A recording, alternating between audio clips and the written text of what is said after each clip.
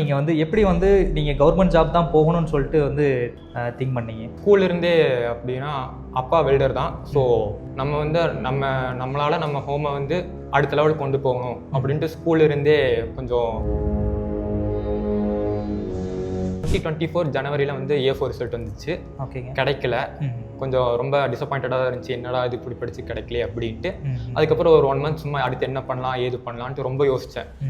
அதுக்கப்புறம் சீனியர்ஸ் கிட்ட அதுக்கப்புறம் நிறைய பேர்கிட்ட சஜஷன் வாங்கிட்டு சரி ஒரு எக்ஸாம் மட்டும் ப்ரிப்பேர் பண்ண வேண்டாம். மென்டார் பார்த்தீங்கன்னா வாட்ஸ்அப்பில் நிறையா இனிஷியேட்டிவ் கொண்டு வந்தார். அவர் பார்த்தீங்கன்னா டெய்லி அப்டேட் பண்ணணும், அப்டேட் பண்ணாட்டி ஏன் அப்டேட் பண்ணல, இந்த டெஸ்ட் ஏன் முடிக்கலை, உங்களுக்கு என்ன குவரி, உங்களுக்கு என்ன கஷ்டம் எதுனாலும் சொல்லுங்கள் அப்படின்னு சொல்லிட்டு அவர் ரொம்ப ஹெல்ப்ஃபுல் பண்ணார் sir. Group exercise, group discussion 2 இருந்துச்சு. அவர் மாக் கண்டக்ட் பண்ணார். அதெல்லாம் ரொம்ப ஹெல்ப்ஃபுல்லாக இருந்துச்சு. ஆக்சுவலாக அந்த இன்டர்வியூவில் வந்து நானும் ஜாயின் பண்ணியிருந்தேன். ஆக்சுவலாக சைலண்ட்டாக வந்து நான் ஜாயின் பண்ணேன். பேசிகிட்டு இருக்கப்போ பார்த்தீங்கன்னா நீங்கள் வந்து டைம் அனலைசிஸ்னு ஒரு டைம் அனலைசிஸ்னால் எப்படி நீங்கள் சப்ஜெக்ட் ஓரியன்டாக பண்ணுறீங்களா? அதாவது இந்த சப்ஜெக்ட் எவ்வளோ டைம், இந்த சப்ஜெக்ட் எவ்வளோ சொல்லி எப்படி நீங்கள் அனலைஸ் பண்ணீங்க? நிறைய எக்ஸாம்ஸ் கிளியர் பண்ணலை அப்படின்னா அதை நீங்கள் ஒரு ஃபஸ்ட் இன்னிங்ஸாக எடுத்துக்கோங்க. ஃபஸ்ட் இன்னிங்ஸில் ஆல் அவுட் ஆகிட்டு தான் நினச்சிக்கோங்க. இதை இப்போ நீங்கள் இனி வரப்போகிற 2025 வரப்போகிற எக்ஸாம்ஸ் எல்லாம் எழுதுறீங்கன்னா அதை வந்து செகண்ட் இன்னிங்ஸ்னு எடுத்துக்கோங்க. செகண்ட் இன்னிங்ஸில் என்ன பண்ணால் நம்மளால் ஜெயிக்க முடியும் அப்படின்னு சொல்லிட்டு ஃபைன் பண்ணுங்கள், அதை நோக்கி ஓடுங்க. கன்ஃபார்ம் சக்ஸஸ் கிடைக்கும்.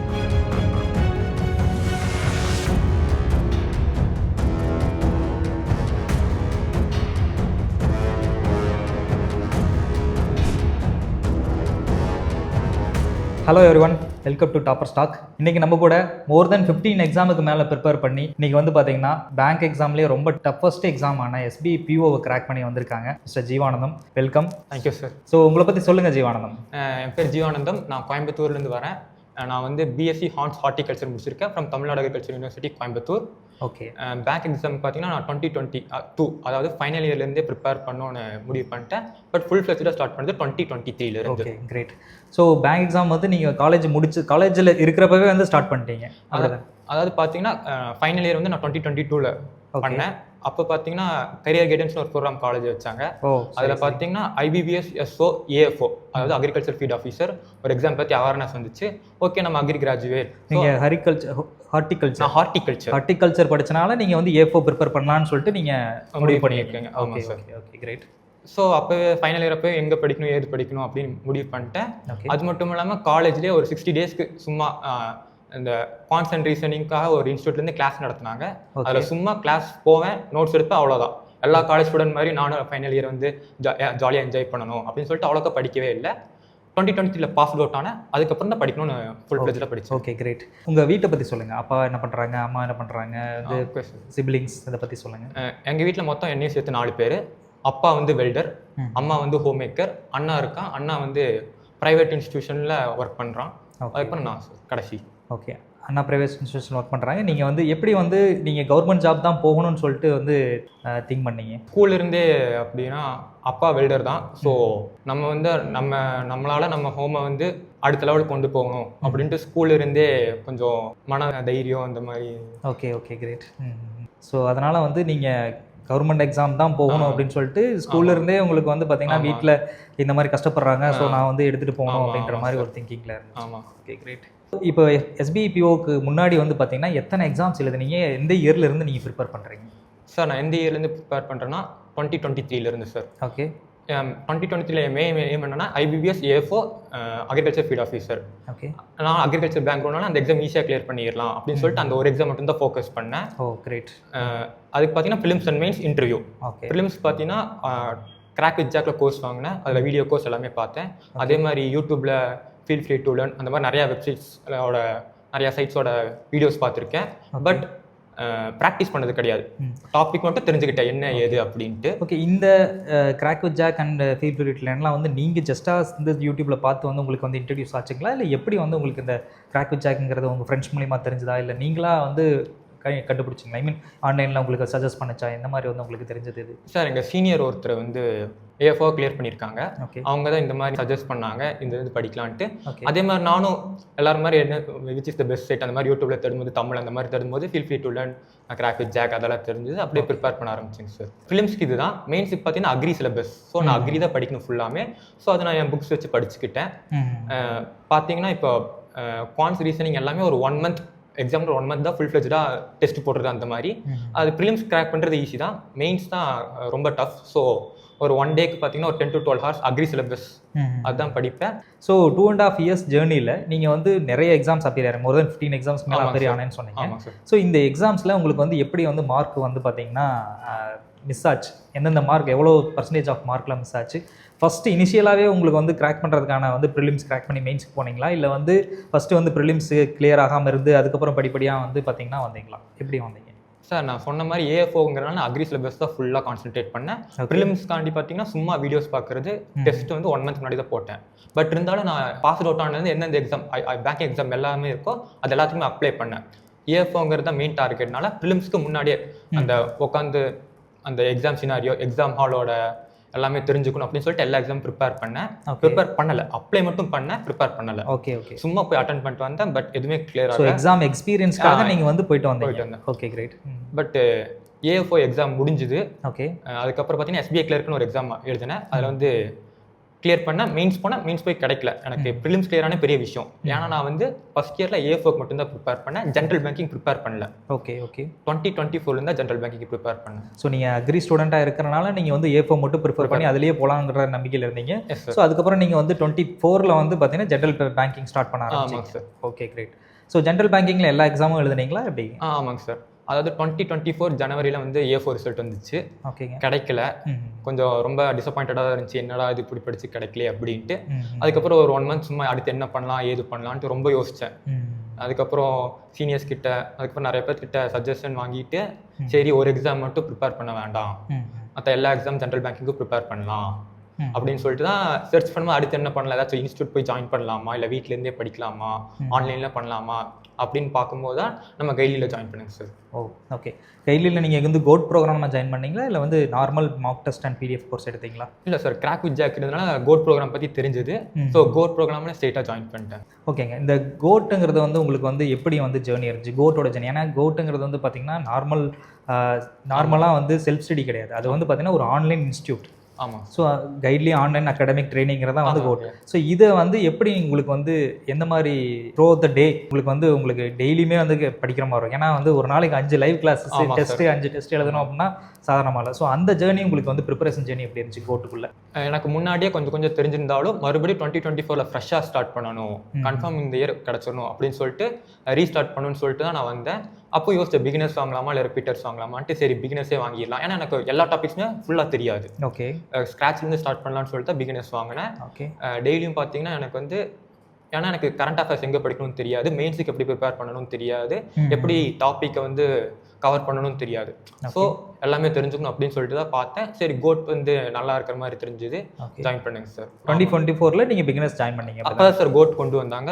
ஃபர்ஸ்ட் பேட்ச் நான் தான் ஃபர்ஸ்ட் பேட்ச் நீங்கள் ஜாயின் பண்ணீங்க. ஸோ பிகினராக ஜாயின் பண்ணி நீங்கள் எஸ்பிஐ பிஓ கிராக் பண்ணீங்க. உண்மையிலுமே வந்து ரொம்ப சந்தோஷமான விஷயம், பெருமையான விஷயம் கூட. பிகினராக கோட்டில் ஜாயின் பண்ணிவிட்டு நீங்கள் எஸ்பிஐ பிஓ வந்து கிராக் பண்ணியிருக்காங்க.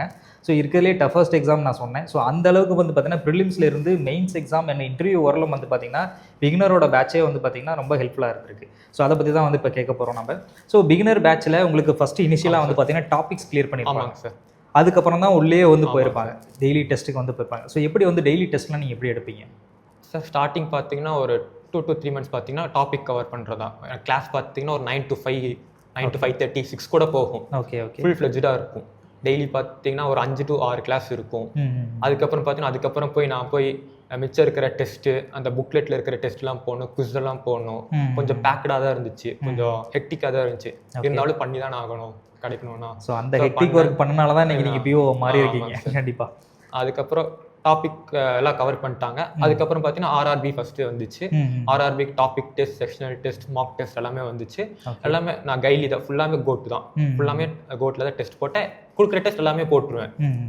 ஓகே. அதுதான் ரொம்ப ஹெல்ப்ஃபுல்லாக இருந்துச்சு. கோட் அனலைஸ் பண்ணுவேன். அதுக்கப்புறம் மென்டார்ஸ் ஹெல்ப் பண்ணாங்க. ஓகே. ரொம்ப ஹெல்ப்ஃபுல்லாக இருந்துச்சு.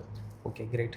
ஸோ மென்டார்ஸ் பற்றி சொன்னீங்க இப்போ. ஆமாம் சார். ஸோ மென்டார் உங்களுக்கு யார் வந்து மென்டார்? ஸோ எந்த மாதிரிலாம் உங்களுக்கு சப்போர்ட் கொடுத்தாங்க? ஏதாவது WhatsApp group and then Telegram group and then call support இந்த மாதிரி வந்து உங்களுக்கு எந்த மாதிரிலாம் டவுட் கிளியரிங்லாம் எப்படிலாம் பண்ணாங்க? என் மென்டார் வந்து சக்தி பிரகாஷ் சார், குவான்ட்ஸ் மென்டார். கிரேட். எனக்கு என்ன டவுட்னாலும் வாட்ஸ்அப்பில் மெசேஜ் பண்ணிடுவார், அவர் வந்து கிளியர் பண்ணிடுவார். ஃபோன் பண்ணி எடுத்துருவார். அன்றைக்கி ஒரு நாள் 10 o'clockலாம் கூப்பிட்டா அன்றைக்கும் ஃபோன் எடுத்து பேசினார். ஸோ மென்டார் அவர் கிரேட் மென்டார் தான். எந்த அளவுக்கு வந்து பாசிட்டிவ் சப்போர்ட்ஸ்லாம் கொடுத்தாங்க, பாசிட்டிவ் ஃபீட்பேக்? மென்டார் பார்த்தீங்கன்னா வாட்ஸ்அப்பில் நிறையா இனிஷியேட்டிவ் கொண்டு வந்தார். அவர் பார்த்தீங்கன்னா டெய்லி அப்டேட் பண்ணணும், அப்டேட் பண்ணாட்டி ஏன் அப்டேட் பண்ணல, இந்த டெஸ்ட் ஏன் முடிக்கலை, உங்களுக்கு என்ன குவரி, உங்களுக்கு என்ன கஷ்டம் எதுனாலும் சொல்லுங்கள் அப்படின்னு சொல்லிட்டு அவர் ரொம்ப ஹெல்ப்ஃபுல் பண்ணார் சார். இந்த மென்டார்ஷிப்க்கு அப்புறம் வந்து இது மட்டும் இல்லாமல் வந்து பார்த்தீங்கன்னா உங்களோட இன்டர்வியூ ப்ரிப்பரேஷன் வந்திருக்கும். ஸோ இந்த எக்ஸாம்ஸ் வந்து ஆர்ஆர்பி கிளியர் பண்ணியிருப்பீங்க. ஆர்ஆர்பிக்கு வந்து எக்ஸாம் ப்ரிப்பரேஷனுக்காக வந்து கொடுத்துருப்பாங்க. அடுத்த IBPS PO clerk and exams வந்து அடுத்து வந்து எஸ்பிஐக்கு தனியாக பண்ணாங்க. எஸ்பிஐக்கு வரும்போது எஸ்பிஐ பேட்ச்னே தனியாக வந்து கொண்டு வந்து பண்ணாங்கன்னு நினைக்கிறேன், அப்படி தானே? ஆக்சுவலாக பார்த்தீங்கன்னா நான் வந்து மெயின்ஸ் மாஸ்டர் நான் தனியாக ஒரு குரூப்பில் ஆட் பண்ணிட்டாங்க சார். ஆனால் நான் நடந்த எல்லா எக்ஸாம், அதாவது ஐபிபிஎஸ் கிளர்க்கு, ஆர்ஆர்பி கிளர்க்கு, ஐபிபிஎஸ் பிஓ எல்லா எக்ஸாம்ஸும் நான் ப்ரிலிம்ஸ் கிளியர் பண்ணிட்டேன். ஸோ நியூ இனிஷியேட்டிவாக மெயின்ஸ் மாஸ்டர்னு ஒரு குரூப் கொண்டு வந்தாங்க. ஸோ நான் பிகினர்ஸ் பேட்ச்லேருந்து அந்த பேட்சுக்கு வந்து ஷிஃப்ட் பண்ணிட்டாங்க. ஓகே. ஸோ உங்களோட பர்ஃபார்மன்ஸை பேஸ் பண்ணி அவங்க வந்து மெயின்ஸ்க்காக மட்டும் ப்ரிப்பேர் பண்ணுற பீப்புள்னு உங்களை வந்து அங்கே மூவ் பண்ணியிருக்காங்க. Great great. அங்கே பார்த்தீங்கன்னா ஃபுல்லாக மெயின்ஸ் ஓரியன்ட் தான். ஸோ மெயின்ஸில் இம்ப்ரூவ் பண்ணுறதுக்கு ரொம்ப ஹெல்ப்ஃபுல்லாக இருந்துச்சு சார் அந்த பேட்ச். அண்ட் தென் அடுத்து இன்டர்வியூஸ் வந்து அதுக்கப்புறம் நீங்கள் உங்களுக்கு எப்படி வந்து ஹெல்ப்ஃபுல்லாக இருந்துச்சு? இன்டர்வியூ பார்த்தீங்கன்னா மெயின்ஸ் கிளியர் பண்ணோன்னே கோட்லேயே வந்துட்டு இன்டர்வியூ பேக்கேஜ் வந்து ஆக்டிவேட் பண்ணி கொடுத்தாங்க. அதில் பார்த்தீங்கன்னா நம்ம வெங்கடேஸ்வர்லு சார் அவர் வீடியோஸ் பார்த்தா அவர் வீடியோஸ் ரொம்ப ஹெல்ப்ஃபுல்லாக இருந்துச்சு. சூப்பர். அதே மாதிரி ஆதித்யா சார் வீடியோஸ், அவர் வீடியோஸும் ரொம்ப ஹெல்ப்ஃபுல்லாக இருந்துச்சு. அதே மாதிரி மார்க் டெஸ்ட் கண்டக்ட் பண்ணது எல்லாமே சூப்பராக இருந்துச்சு. Mark interviews. Okay great. அதே மாதிரி இப்போ நான் எஸ்பிபிஓ கிளியர் பண்ணியிருக்கேன். அதில் பார்த்தீங்கன்னா GDNG group exercise, group discussion 2 இருந்துச்சு. அவர் மார்க் கண்டக்ட் பண்ணார். அதெல்லாம் ரொம்ப ஹெல்ப்ஃபுல்லாக இருந்துச்சு. ஆக்சுவலாக அந்த இன்டர்வியூவில் வந்து நானும் ஜாயின் பண்ணியிருந்தேன்.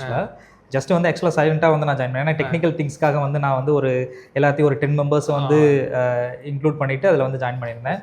ஸோ அந்த இதில் வந்து நீங்களும் இருந்தீங்கன்னு நினைக்கிறேன். அதாவது ஒரு 10 செட் ஆஃப் பீப்புள் ஜிஏ வந்து பார்த்தீங்கன்னா ரொம்பவே சூப்பராக வந்து எல்லாருமே பேசினாங்க.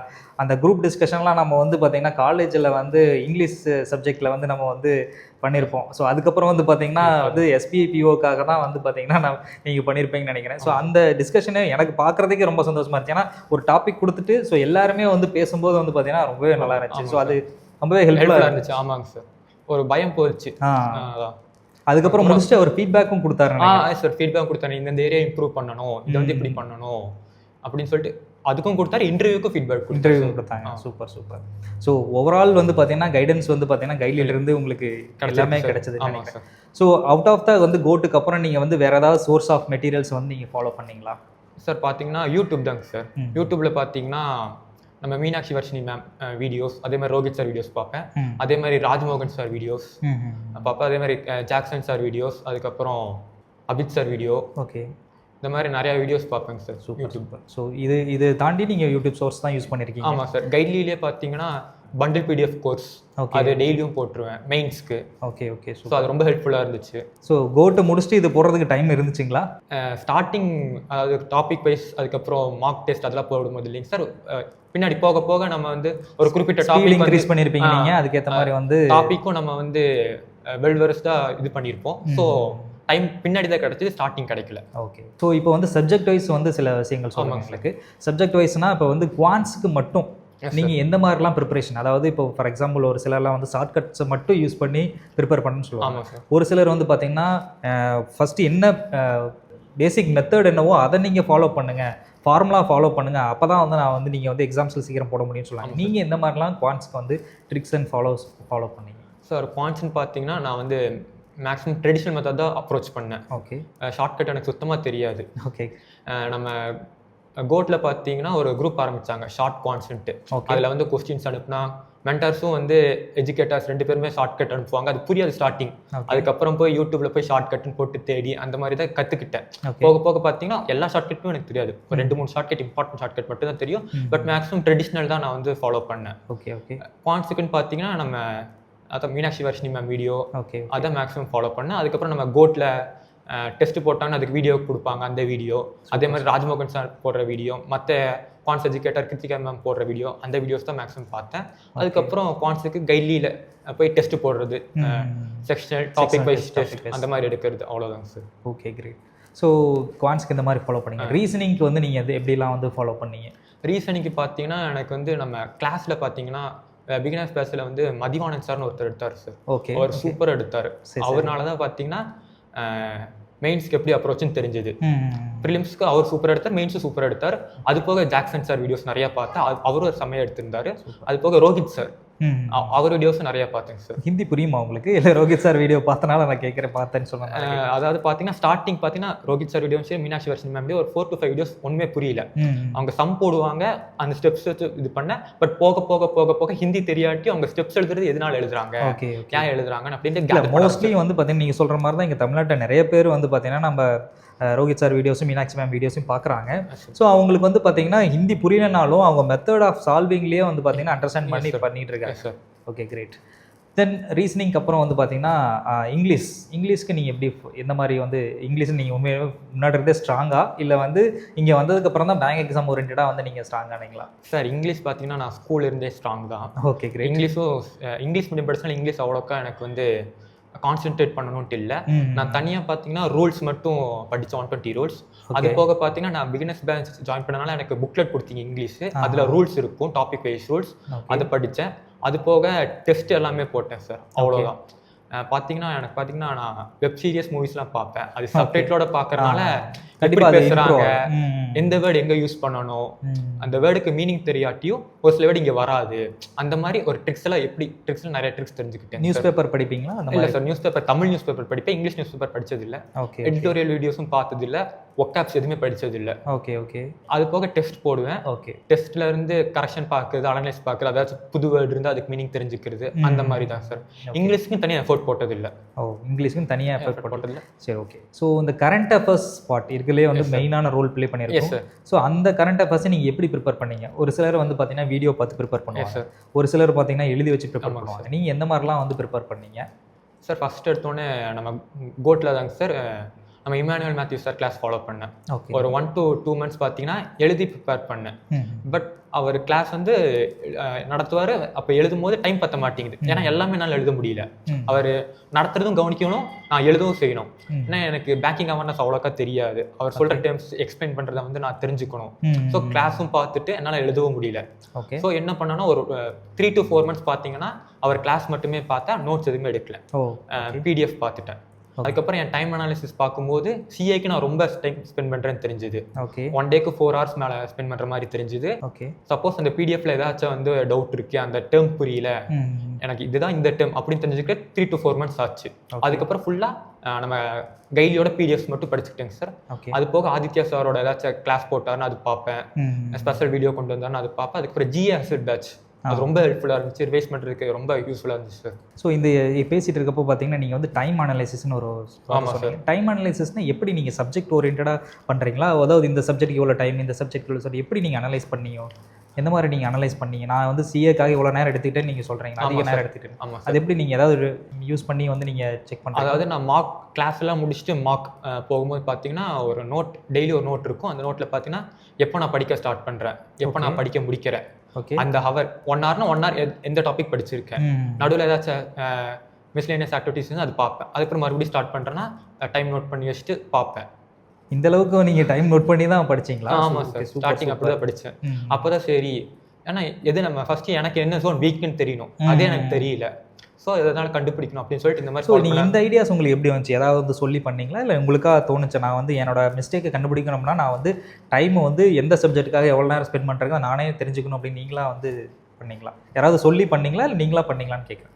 சார் எனக்கு மறந்துச்சு சார், நானா பண்ணனால வீடியோ ஏதாச்சும் சொன்னாங்களா, பட் நான் ஃபாலோ பண்ணேன். Okay, great great. ஓகே, அப்போ தான் தெரிஞ்சது சிஏ வந்து அதாவது நான் ரிவைஸ் பண்ணாமல் அந்த டே சிஏக்கு நான் வந்து 2 to 3 hours ஸ்பெண்ட் பண்ணுற மாதிரி இருந்துச்சு.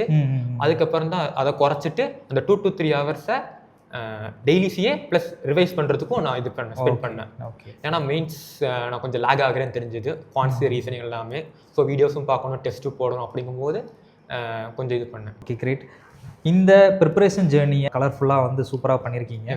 ஸோ இது உங்களோட எக்ஸ்பீரியன்ஸை டோட்டலாக நீங்கள் வந்து இப்போ ப்ரிப்பேர் பண்ணிட்டு இருக்க ஸ்டூடெண்ட்ஸ்க்கு சொல்லணும் அப்படின்னா நீங்கள் என்ன சொல்லுவீங்க? எந்த மாதிரி அவங்க ஃபாலோ பண்ணணும் நீங்கள் வந்து சொல்ல விரும்புகிறீங்க? ப்ரிப்பேர் பண்ணுற ஆஸ்பிரண்ட்ஸ் நான் என்ன சொல்ல விரும்புகிறேன்னா, நீங்கள் இந்த ஜேர்னி பார்த்தீங்கன்னா ஒரு டெஸ்ட் மேட்ச் மாதிரி. சப்போஸ் நீங்கள் ஆல்ரெடி ரிப்பீட்டராக இருந்து நிறைய எக்ஸாம்ஸ் கிளியர் பண்ணலை, அப்படின்னா அதை நீங்கள் ஒரு ஃபஸ்ட் இன்னிங்ஸாக எடுத்துக்கோங்க. ஃபஸ்ட் இன்னிங்ஸில் ஆல் அவுட் ஆகிட்டு தான் நினச்சிக்கோங்க. இதை இப்போ நீங்கள் இனி வரப்போகிற 2025 வரப்போகிற எக்ஸாம்ஸ் எல்லாம் எழுதுறீங்கன்னா அதை வந்து செகண்ட் இன்னிங்ஸ்னு எடுத்துக்கோங்க. செகண்ட் இன்னிங்ஸில் என்ன பண்ணால் நம்மளால் ஜெயிக்க முடியும் அப்படின்னு சொல்லிட்டு ஃபைன் பண்ணுங்க, அதை நோக்கி ஓடுங்க. கன்ஃபார்ம் சக்ஸஸ் கிடைக்கும். கடைசியில் ஹோப் மட்டும் விட்டுறாதீங்க. அதே மாதிரி ப்ராக்டிஸ் பண்ணுங்கள். எப்போவுமே ப்ராக்டிஸ் மேக்ஸிமம் பர்ஃபெக்ட்னு சொல்லுவாங்களே. ஸோ ப்ராக்டிஸ் மட்டும்தான் என்னை வந்து இந்த இடத்துக்கு கொண்டு வந்துச்சு. பேங்க் பிஓவா, அதாவது எஸ்பிஐ பிஓவா மாறி இருக்கீங்க. இந்த தருணத்தில் நீங்கள் யாருக்கெல்லாம் தேங்க்ஸ் சொல்ல விரும்புறீங்க? சார் மொத்தம் நான் 3 பேர்த்துக்கு தேங்க்ஸ் சொல்லணும். ஃபஸ்ட்டு ஃபேமிலி, அடுத்து பார்த்தீங்கன்னா கைட்லி டீம், அதுக்கடுத்து பார்த்தீங்கன்னா ஃப்ரெண்ட்ஸ். ஓகே. ஃபேமிலின்னு பார்த்தீங்கன்னா அப்பா, அம்மா, அண்ணா 3 பேர். அப்பா அம்மா பார்த்தீங்கன்னா நான் காலேஜ் முடிச்சதுலேருந்து ஃபுல் சப்போர்ட்டாக இருந்தாங்க. நான் இந்த மாதிரி எக்ஸாம் ப்ரிப்பேர் பண்ணுறேன்னு சொன்னால் ஓகேன்னு சொன்னாங்க. நான் என்ன படிக்கிறியா, ஏன் படிக்கலை, ஏன் தூங்குறேன், ஏன் இது பண்ணுறேன், இந்த மாதிரி என்னை எந்த டார்ச்சருமே பண்ணது கிடையாது, எதுவுமே கேட்டது கிடையாது. பையன் படிக்கிறேன்னு சொல்லிட்டான், அவ்வளோதான் சொல்லிட்டு என் மேலே நம்பிக்கை வச்சாங்க. இந்த மாதிரி எக்ஸாம் கிளியர், அதான் 15 எக்ஸாம் கிளியர் ஆகலை, நான் போய் சொல்லுவேன் இந்த மாதிரி கிளியர் ஆகலை அப்படின்னு சொல்லுவேன். எதுவுமே சொல்ல மாட்டாங்க, பரவாயில்ல அப்படின்னு சொல்லிட்டு விட்டுருவாங்க. ஏன் கிளியர் ஆகலை, ஒழுங்காக படிச்சதுனா கிளியர் ஆகும், அந்த மாதிரி எதுவுமே நெகட்டிவாகவும் பேசலை, எதுவுமே பேசலை. சும்மா ஒரே ஒரு சைலன்ஸ் தான். இங்கிலீஷில் ஒரு சேயிங் இருக்குங்க sir, silence is always better then spoken words. Yes, அவங்க சைலன்ஸ்னால தான் நான் இங்கே வந்து நின்றுருக்கேன். So wish you all the best and thank you so much for timing. Thank you so much. Thank you all.